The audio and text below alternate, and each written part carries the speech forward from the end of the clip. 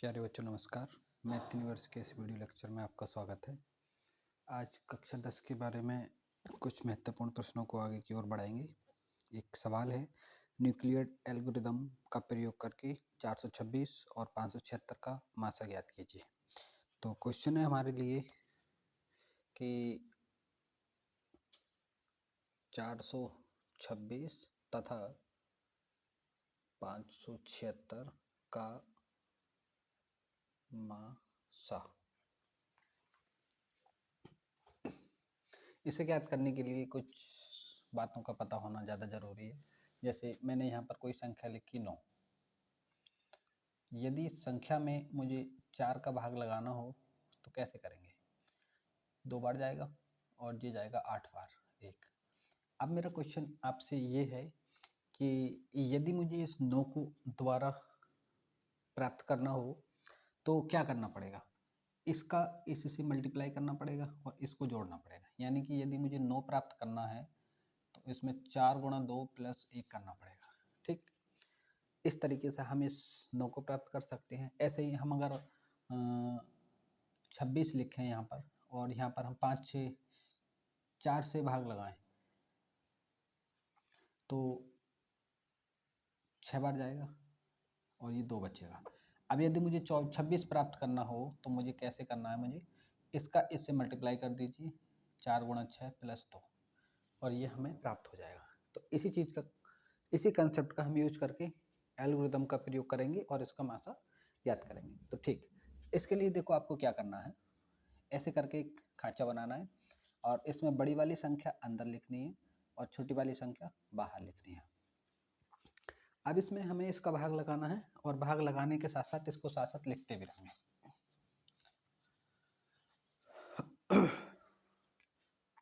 देखिए 426 का एक बार भाग जाएगा तो इसको लिखेंगे 426। अब कितना बचा? 0 5 150। अब हम यदि इसको 576 प्राप्त करना हो मुझे तो वो कैसे प्राप्त करूंगा? इसका इससे मल्टीप्लाई करूंगा और इसको जोड़ना पड़ेगा। 426 गुणा 1 प्लस 150। अब फिर उसके बाद ऐसे करके ये भाग देना है। अब ये यहाँ जो लिख रहा है उसको यहाँ लिखना है 426। ठीक, अब इसमें कितनी बार जाएगा? ये 2 बार जाएगा, 300। कितना बचा? ये बचा 126। अब ऊपर वाले को भूल जाइए, इतना इतना। अब मुझे इससे इसमें भाग दे रहा हूँ। तो यदि मुझे ये वाली संख्या प्राप्त करनी हो तो मैं कैसे लिखूंगा? 426 बराबर 150 गुणा 2 प्लस 126। ठीक, अब फिर वही सिस्टम करो, ये वाली संख्या इसमें लेके आइए 150। अब ये एक बार जाएगा 126। कितना बचा? ये बचा हमारे पास 24। ठीक, 24 बचा हमारे पास। अब 24 के लिए अब हम ऊपर वाले को इतना भूलना है, हम इसके हिसाब से इसको लेके आएंगे। तो इसको लिखेंगे 150 बराबर 126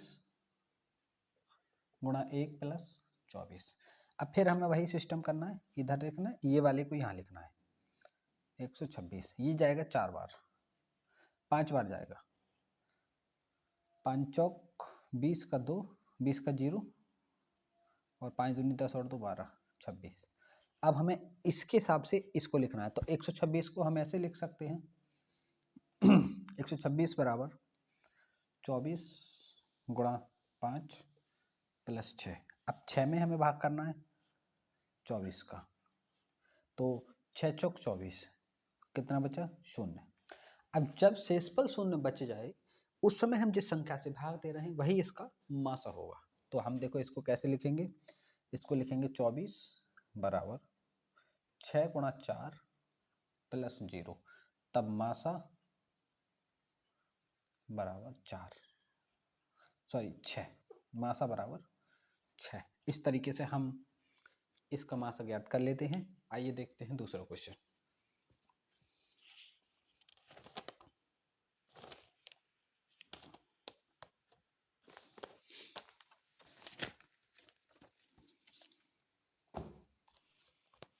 चलिए देखिए, क्वेश्चन है त्रिकोणमिति से गा अंडर रूट 3 और tan 12 degree into cot 45 degree into cot 60 degree और इंटू टेन 78 डिग्री का मान ज्ञात करना है। देखिए क्वेश्चन है हमारे पास √3 tan 12 degree cot 45 degree cot 60 degree tan 78 degree, इतने का मान ज्ञात करना है। अब देखिए जिसका तुम्हें मान डायरेक्ट पता है उससे कोई छेड़खानी नहीं करनी है, वाकई जिसका मान नहीं पता है उससे छेड़खानी करके उसको उसमें परिवर्तन करना है जिसका मान तुम निकाल सको या उनको किसी न किसी से डिवाइड कर सके या मल्टीप्लाई कर सके। तो हमें √3 से तो कुछ नहीं करना, कॉट 45 का मान हमें पता है डायरेक्ट, कॉट 60 का मान भी पता है। अच्छा इसका और इसका हमें नहीं पता, 10 और 10, अच्छा इसके साथ 12 लगा पड़ा है, इसके साथ 78 लगा पड़ा है, तो 12 और 10 को यदि जोड़ के 90 प्राप्त हो रहा है तो हम यहाँ पर जो है 90 माइनस थीटा वाला फार्मूला इस्तेमाल करके इसको भी हम सरल कर सकते हैं। ठीक, देखो कैसे करते हैं। √3 तो ऐसे लिखो, 10 12 हो रहा है तो याद रखो 10 78 डिग्री। अब एक फार्मूला के तरह आप इसको याद रखें तो ज़्यादा बढ़िया रहेगा। 10 90 माइनस थीटा बराबर होता है कॉट थीटा के, और कॉट थीटा बराबर होता है 1/10 थीटा के। इतना बात आप ध्यान रखें। तो इस √3 से √3 खत्म हो जाएगा, ये हो जाएगा 10 90 माइनस थीटा कॉट थीटा के बराबर हो जाएगा कॉट 12 डिग्री, और ये खत्म और इंटू 10, सॉरी यहाँ पर ये हम गलत कर चुके हैं, यहाँ पर इसका वैल्यू 12 रहना चाहिए तो यहाँ पर रहेगा ये 78। ठीक, इसे हमने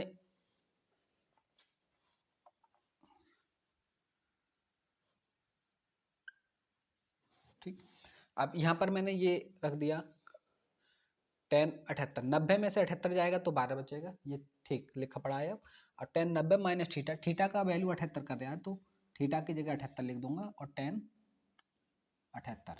अब कॉट थीटा को मैं 1/10 थीटा लिख सकता हूँ, तो 1/10 78 और इंटू 10 78, 78 से 78 खत्म, एक उत्तर आएगा इसका। ठीक है,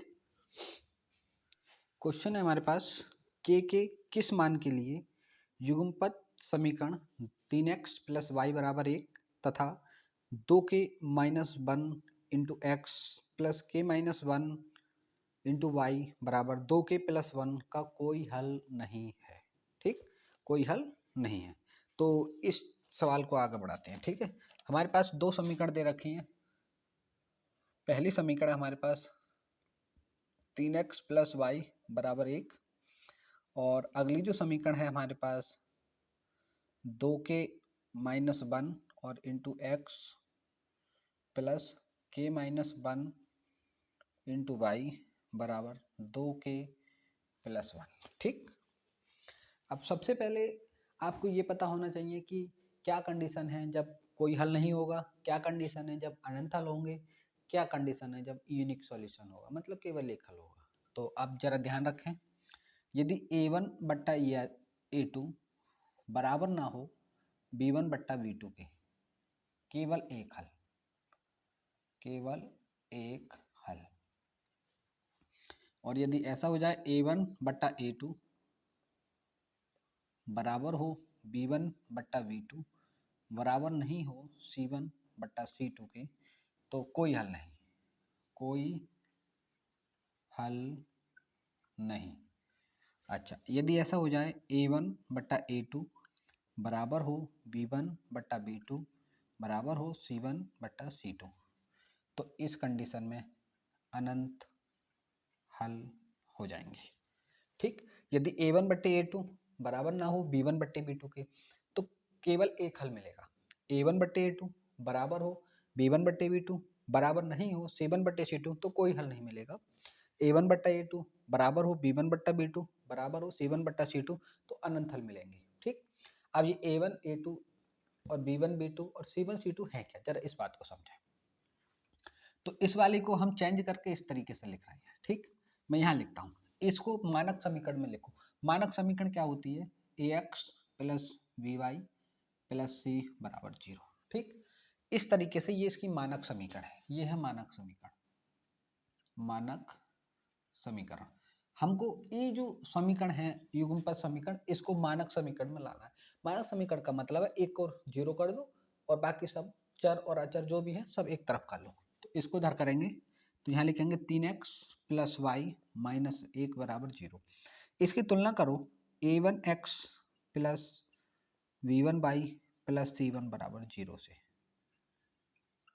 तुलना। तो बताइए a1 का वैल्यू कितना आ जाएगा 3, v1 का वैल्यू कितना आ जाएगा 1 और c1 का वैल्यू कितना आ जाएगा -1। इसी प्रकार इसकी तुलना, इसको पहले इधर लाइए तो ये हो जाएगा तुम्हारा 2k - 1 और into x plus k - 1 into y minus का 2k माइनस का 1 बराबर 0। इसकी तुलना करो a2x plus b2y plus c2 बराबर 0 से तुलना। तो a2 का जो वैल्यू हो जाएगा वो हो जाएगा हमारे पास, ये x के साथ जो लिखा है वो a2 है 2k - 1 और b2 का जो वैल्यू हो जाएगा y के साथ जो लिख रहा है वो b2 हो जाएगा k - 1 और जो c2 बाकी जो बचा वो सारा c2 होगा माइनस का k 2k माइनस का 2k माइनस का 1। अब करें कि इसका कोई हल नहीं हो, इसका कोई हल नहीं हो, तो कोई हल नहीं हो तो ये वाली कंडीशन लगाएंगे कि a1 बट्टा a2 बराबर हो b1 बट्टा b2 और बराबर नहीं हो c1 बट्टा c2। तो पहले मैं इन दोनों को लेके हल कर रहा हूँ। a1 का वैल्यू कितना है 3, a2 का वैल्यू है 2k - 1 बराबर b1 का वैल्यू कितना है 1 बट्टा b2 का वैल्यू कितना है k - 1। तो इनकी तिरछी मल्टीप्लाई कर दें तो 3k माइनस का 3 बराबर 2k माइनस का 1। 2k को धर लाइए, k को 3 को धर पहुंचाइए, 3k माइनस 2k बराबर माइनस का 1 प्लस का 3। तो ये बचा तुम्हारे पास k बराबर 2।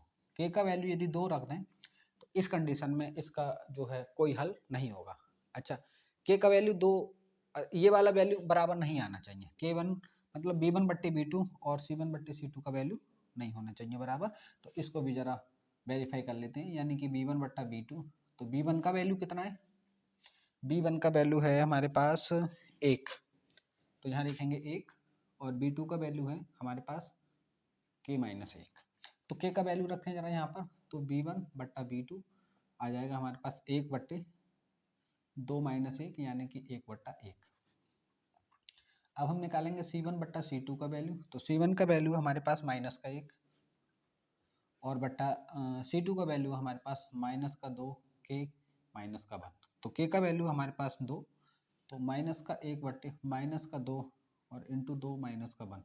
तो 2 दूनी 4 और 1 5, तो माइनस का 1 बट्टा 5 और नीचे भी माइनस होगा, तो माइनस माइनस प्लस हो जाएगा यानी कि 1 बट्टा 5 हो जाएगा। अब देख रहे हो आपकी b1 बट्टा b2 का मान 1 है और c1 बट्टे c2 का मान 1 बट्टा 5 है। तो हम कह सकते हैं अतः b1 बट्टा b2 बराबर नहीं है c1 बट्टा c2।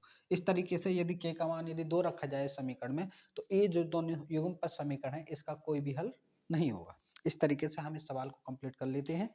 देखते हैं अगला सवाल।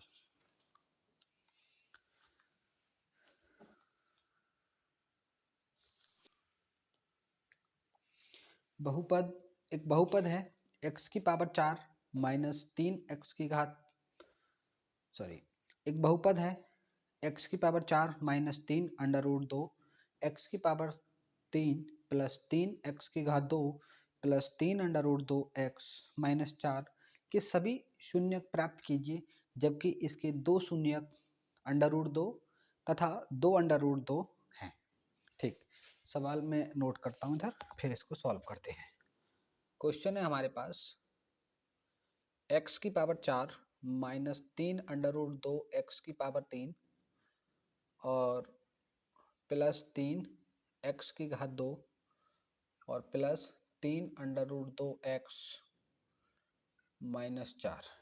इसके शून्य ज्ञात करने हैं जबकि जो इसके शून्यक हैं वो अंडर रूट 2 हैं और 2 अंडर रूट 2 है।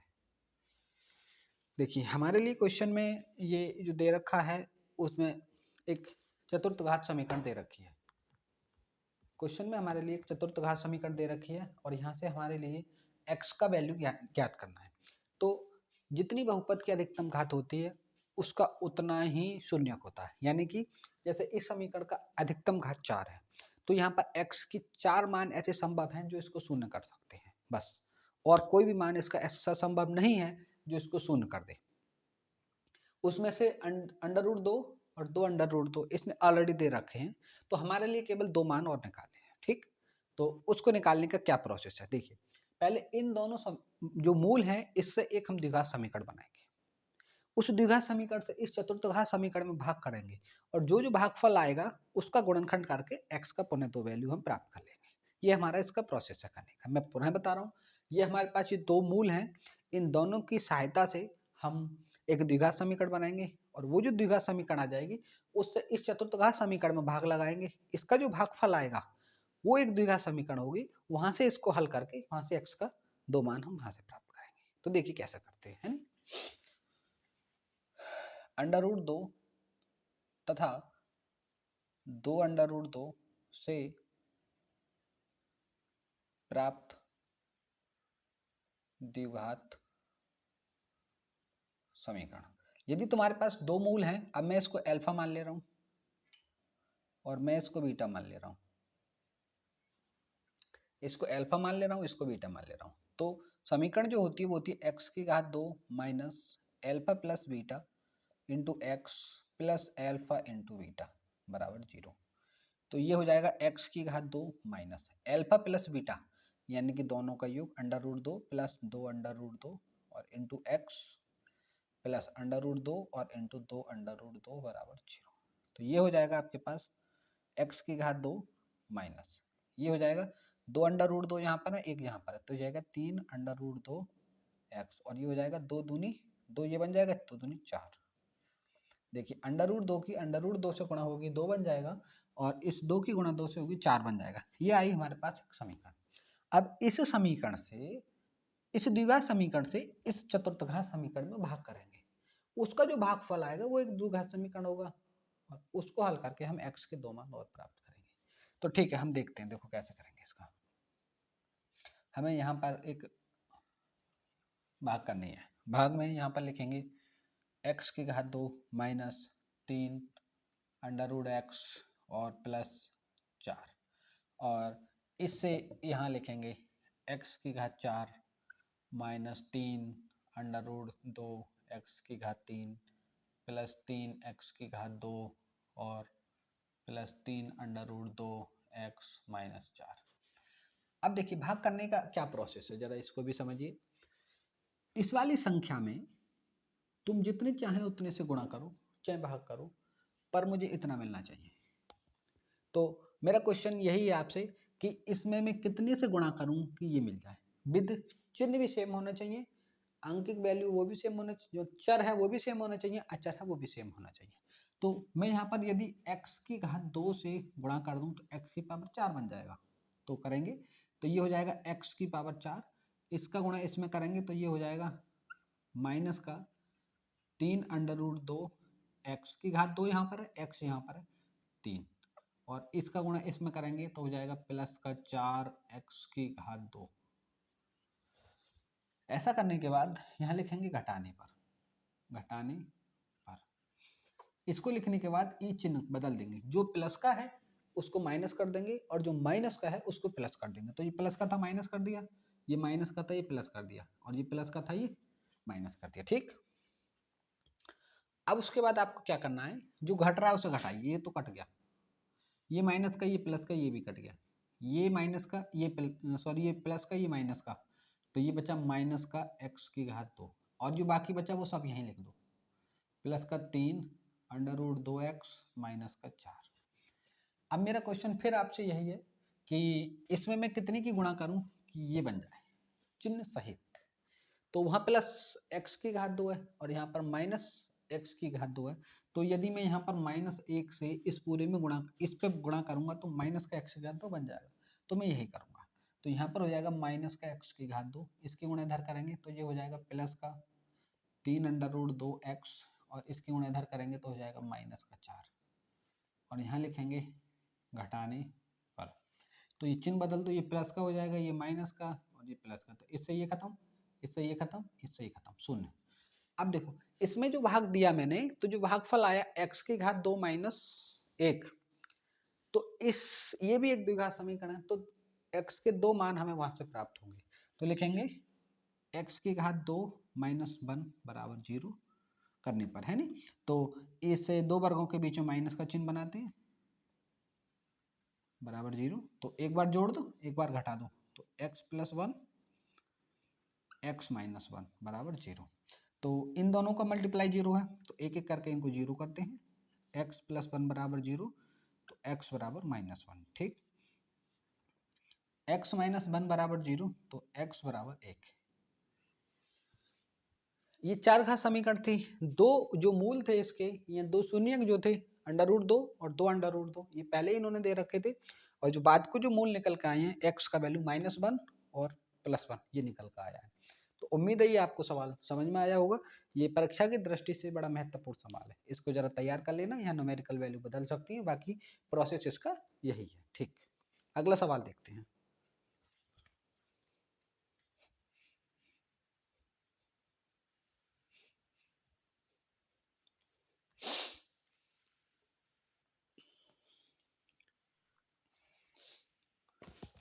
सवाल है हमारे पास, एक धातु का गोला जिसकी त्रिज्या 10.5 सेंटीमीटर है को पिघलाकर छोटे छोटे छोटे शंकुओं में ढाला गया है, जिनमें से प्रत्येक की त्रिज्या 3.5 सेंटीमीटर है तथा ऊंचाई 3 सेंटीमीटर है। ज्ञात कीजिए कुल कितने शंकु प्राप्त होंगे, ठीक। तो देखिए इस तरह का सवाल काफी महत्वपूर्ण है। एक गोला है, ये गोला है, ये हमारा क्वेश्चन, ये गोला है हमारे पास और इसको पिघला कर ऐसे छोटे छोटे शंकु बनाए हैं, इस तरीके से, ऐसे करके, ऐसे करके, ऐसे छोटे छोटे शंकु बनाए हैं, ऐसे ना जाने पता ना कितने शंकु बने हैं। तो ये कह रहे हैं कि ये जो शंकु है, इसकी जो त्रिज्या है, शंकु का जो त्रिज्या है, छोटा r मान ले रहे हैं इसको, 3.5 सेंटीमीटर है और इसकी जो ऊंचाई है वो 3 सेंटीमीटर है, ठीक। तो इनका क्वेश्चन ये है कि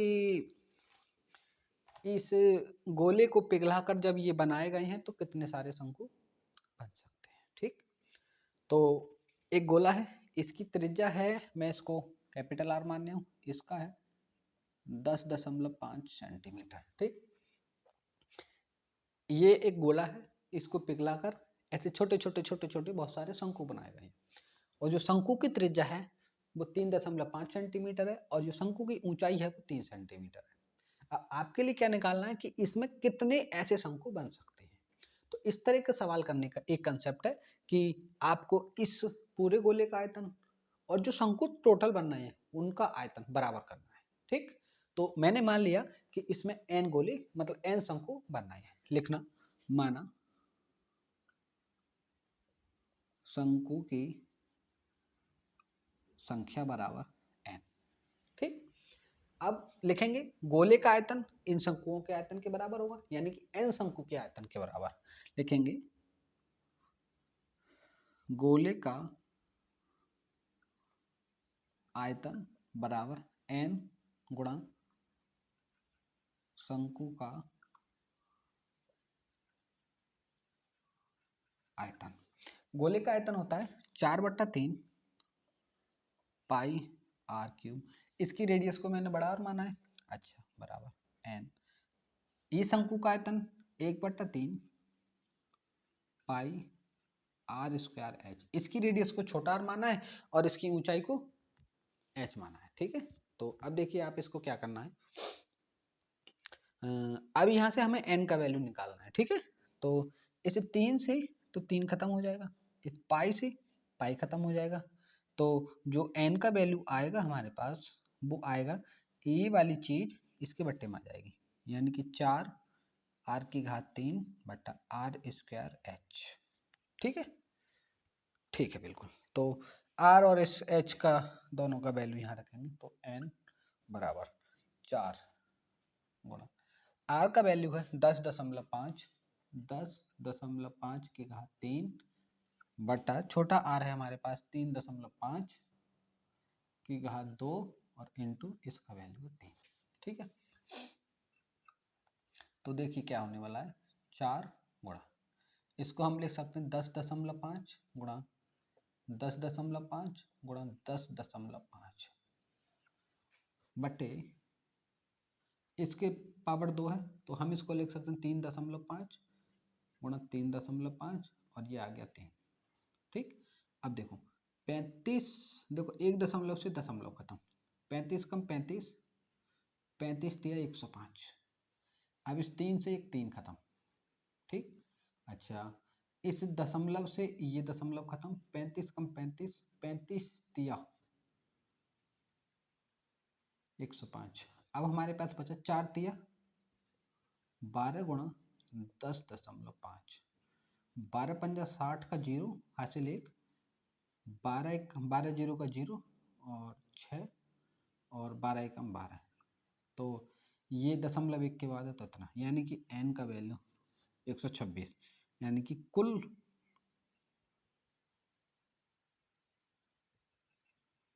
शंकु की संख्या बराबर 126, यानी कि इस गोले से कुल 126 शंकु बनाए जा सकते हैं। ठीक है,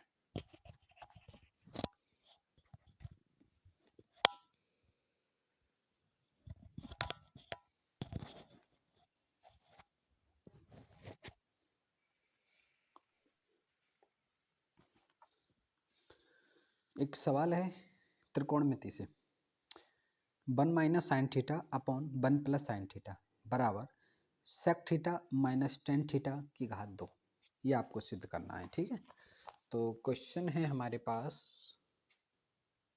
कि 1 माइनस साइन थीटा बटे 1 प्लस साइन थीटा बराबर, ये हमें सिद्ध करना है कि sec theta minus tan theta की घात 2। ठीक है, तो देखिए इस सवाल को कैसे करते हैं। अब इस सवाल को करने का, जैसे जो भी सिद्ध करने वाले सवाल हैं, आपकी कक्षा 10 है तो उसमें बहुत ज़्यादा भारी भरकम सवाल नहीं आते हैं, हल्के हल्के सवाल आते हैं। तो आपको सिद्ध करने वाला कोई सा भी सवाल हो तो आपको ये प्रोसेस फॉलो करना है कि ये साइड LHS कहलाती है, ये वाली RHS कहलाती है। इस वाली साइड को हल करते करते करते करते यदि ये वाली साइड आ जाए RHS, तो ये मानना कि हमारा सवाल सिद्ध हो गया। या कोई भी बंदा इस वाली साइड को RHS को सॉल्व करते करते करते करते LHS प्राप्त कर ले, तब वो माने कि हमारा सवाल सॉल्व हो गया। ठीक, या फिर ये वाली साइड को यहाँ तक सॉल्व हो सके वहाँ तक सॉल्व करो, और इस वाली साइड को यहाँ तक सॉल्व हो सके वहाँ तक सॉल्व करो। यदि यहाँ पर ये LHS और यहाँ पर ये RHS दोनों बराबर आ रहे हैं, तब भी हम मानेंगे कि ये इसके बराबर है और ये सिद्ध हो जाएगा। ठीक, तो मैं इस वाली LHS को लेके चल रहा हूँ और इस RHS को लाने की कोशिश कर रहा हूँ। ठीक है, देखते हैं। तो इसका हम लिख रहे हैं LHS लेफ्ट हैंड साइड, तो ये है 1 माइनस साइन थीटा बटे 1 प्लस साइन थीटा। अब हमें देखो क्या करना है, इसे जो ये जो भिन्न लिखी है, ये अंश है, ये हर है, हर के विपरीत चिन्ह से इसमें गुणा भाग करना है। 1 माइनस साइन थीटा बटे 1 माइनस साइन थीटा। अब ये और ये सेम है तो हम इसको लिख सकते हैं 1 माइनस साइन थीटा की घात 2, और इसको लिख सकते हैं हम 1 प्लस साइन थीटा और 1 माइनस साइन थीटा। अब देखिए आपने एक सूत्र पढ़ा होगा, तो ये सूत्र है तुम्हारे पास a प्लस बी और इंटू ए माइनस बी। यदि कहीं पर ऐसे लिख रहा है तो हम लिख सकते हैं a की घात 2 माइनस बी की घात 2। ठीक, तो यहाँ पर एक जगह जुड़ रहा है दो चीज़ें और एक जगह घट रही हैं सेम चीज़ें, तो वो दोनों के बीच में दोनों पे वर्ग लगा के उनके बीच में माइनस का चिन्ह लगाते हैं। ठीक, कैसे करेंगे देखो, 1 माइनस साइन थीटा पूरे का होल स्क्वायर बटे, अब ये हम ऐसा लिख सकते हैं 1 की घात 2 माइनस साइन की घात 2। अच्छा, आपने एक सूत्र और पढ़ा होगा, sine square theta plus cos square theta बराबर 1।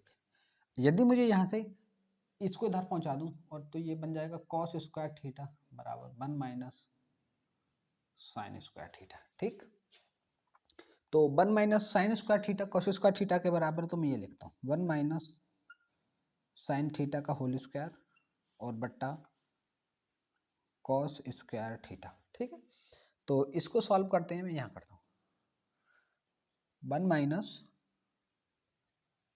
साइन थीटा और बट्टा कॉस थीटा। अब देखिए इस पर भी घात 2 है और इस पर भी घात 2 है, तो मैं इस पूरे की घात 2 कर सकता हूँ। ठीक, अब देखो इसके लिए अंदर क्या करना है, इसको मैं ऐसे लिखता हूँ 1 माइनस कॉस थीटा और माइनस साइन थीटा बट्टा कॉस थीटा और इस पूरे की घात 2। अब देखिए एक बट्टे जो कॉस होता है वो होता है सेक थीटा, माइनस साइन बट्टे कॉस जो होता है वो होता है टेन थीटा की घात 2। ये आपने ध्यान रखना है कि एक बट्टा कॉस जो होता है वो होता है सेक थीटा और साइन थीटा बट्टा कॉस थीटा बराबर होता है टेन थीटा। तो इस तरीके से ये हमारा RHS आ जाएगा। तो यहाँ पर लिखेंगे हम बराबर RHS, तो हम लिख सकते हैं अतः LHS बराबर RHS। ठीक, इस तरीके से हम इस सवाल को सॉल्व कर लेते हैं और ये इसका प्रोसेस है करने का।